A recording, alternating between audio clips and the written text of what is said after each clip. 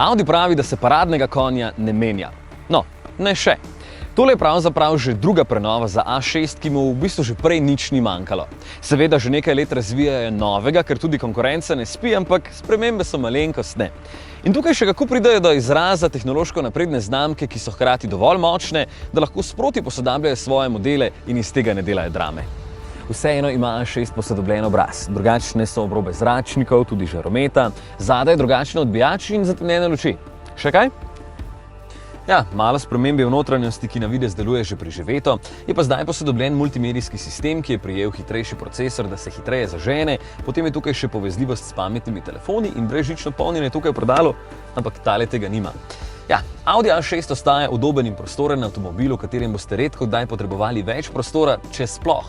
Matej je na primer v prtljažnik spravil vso dopustniško kramo, jaz pa tudi brez težav na tehle udobnih sedežih prevažam svoj velik ego.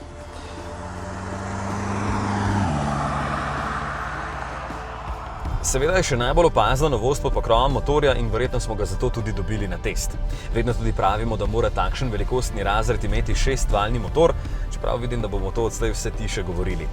Tukaj samo 2-litrski turbodizelski motor po novem proizvede 140 kW moči, torej 190 konjev.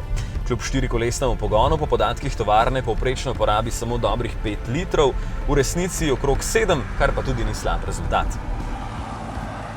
Predvsem na daljših vožnjah bo A6 Avant vrhunski, zasluga gre učinkovitemu in tihemu podvozju. Volanski mehanizem je lahkoten, ampak še vedno dovolj natančen in informativen. Edina malenkost, ki sem jo opazil, je precej glasen 4-kolesni pogon med, na primer, speljevanjem in parkiranjem.